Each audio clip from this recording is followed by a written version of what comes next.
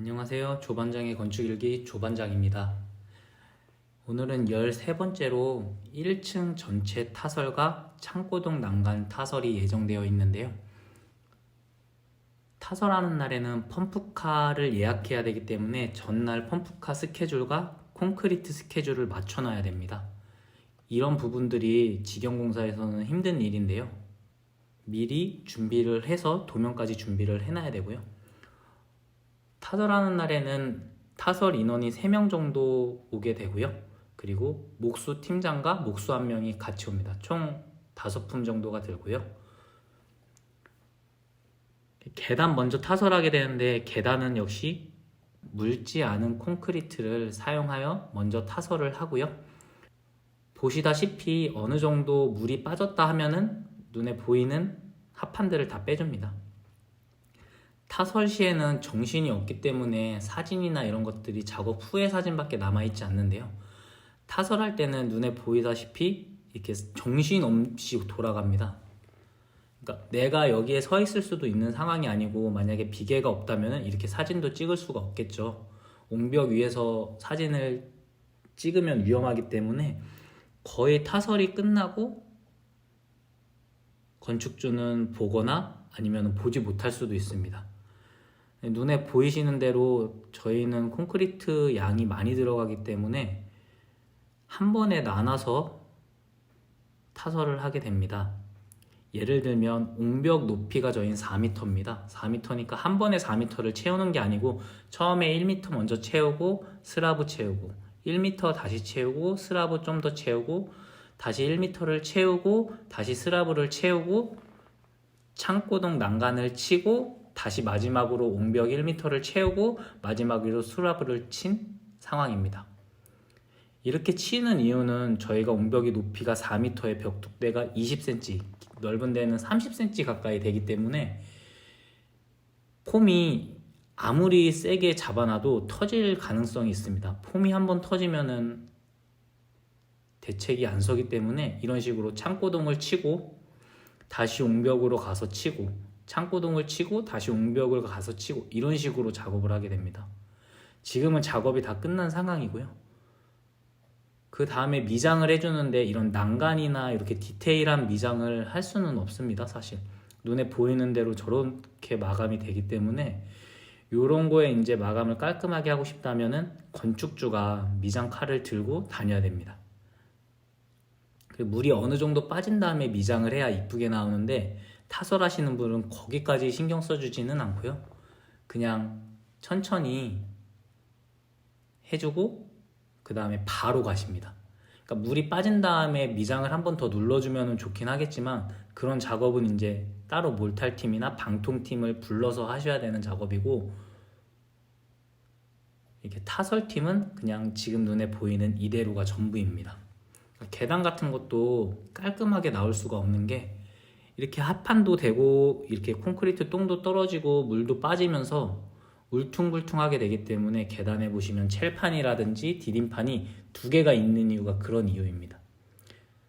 당연히 타설을 하게 되면 이렇게 밑에는 엉망이 되는데요. 지금 콘크리트에 있는 물이 빠지면서 이렇게 엉망진창이 돼버립니다. 그럼 밑에는 물이 흥건하게 되고 위에는 물이 빠지면서 점차 굳게 되고요. 저희는 이제 겨울 공사였기 때문에 온풍기도 돌리고 갈탄도 떼고 하였습니다. 시내에서는 갈탄을 뗄 수가 없는데 저희는 시골이라서 갈탄을 뗄 수 있었고요.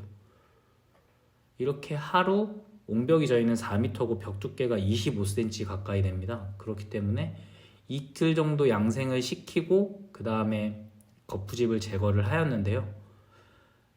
거푸집을 제거를 해도 되지만 스라브 밑에 있는 동발이라든지 아니면은 합판 이런 것들은 절대 제거하면 안 됩니다. 이걸 만약 제거하게 되면 큰 사고가 나고요. 동발이도 각 높이나 하중에 따라서 쓸 수 있는 게 정해져 있기 때문에 확인을 꼭 하셔야 됩니다. 전기선이나 CD관은 저렇게 철근에 이렇게 매갖고 타설할 때 이물질이 들어가지 않도록 해줘야 되고요. 요거는 다음날 찍은 사진인데 이런 식으로 물이 빠지면은 이렇게 됩니다. 근데 이게 면이 깨끗할 수가 없는 게 당연히 미장을 안아주고 안 눌러주면 공기 거품도 올라오고 물은 빠지고 하기 때문에 이 눈에 보이신 대로 굉장히 거친 면이 나옵니다. 당연히 저희는 집이니까 방통을 할 예정이니까 크게 상관은 없지만 상가나 필로티 아니면 지하 주차장의 경우에는 꼭 이거는 방통팀을 불러서 깔끔하게 미장을 하고 기계 미장을 하셔야 됩니다. 눈에 보이시는 대로 타설하는 압력이 생각보다 엄청 셉니다. 그렇기 때문에 이렇게 오만데 다 튀기 때문에 요거는 옷을 입고 가셔도 새 옷은 입지 마시고 항상 버리기 직전에 옷을 입고 가셔야 되고요.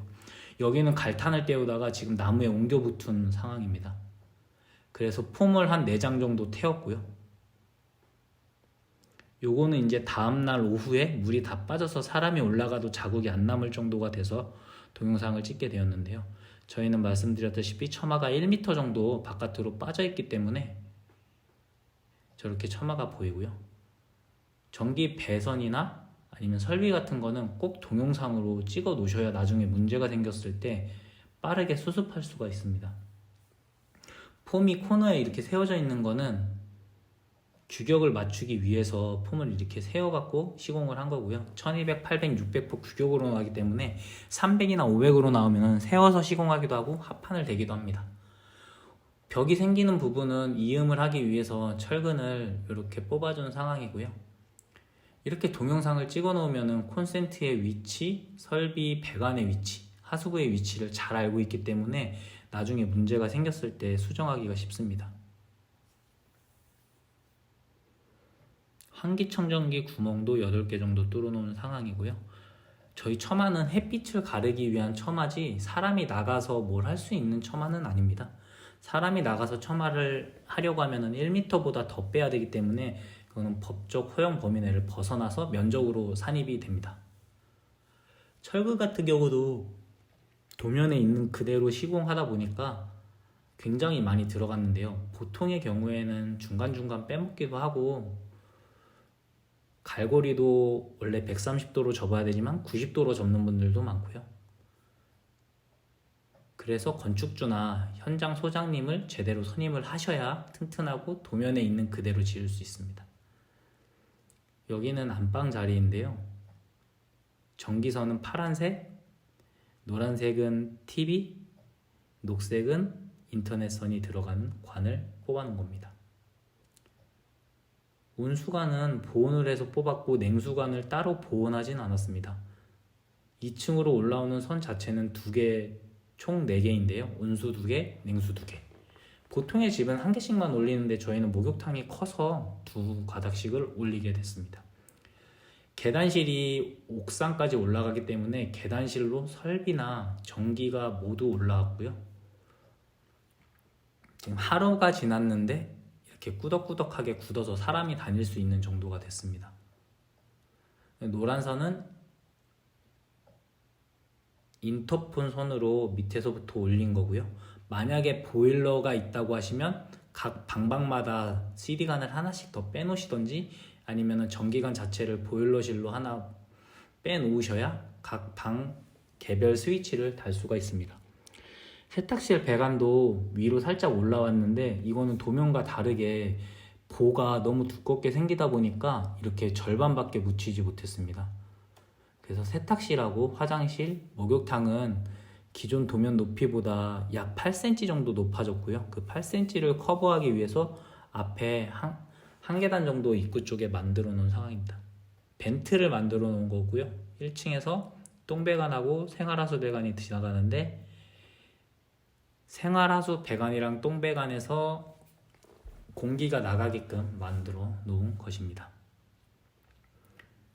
저희는 세롬 거를 사용했는데요. 수도관이나 에이콘 부속으로는 세롬이 제일 큰 회사이기도 하고 하자를 줄이기 위해서 세롬 배관을 사용하였습니다. 하수 배관은 PPI 것을 사용하였고요. 하수 배관 가격만 200만 원이 조금 넘었던 것 같아요. 부가세를 뺄 수 없어서 부가세까지 지불을 하였던 기억이 있고요. PPI, VG1과 VG2를 사용하였고요. 대부분 두꺼운 관을 사용하였지만 이음 부분이 있는 것은 얇은 관을 사용하였습니다. 오늘도 시청해 주셔서 감사합니다.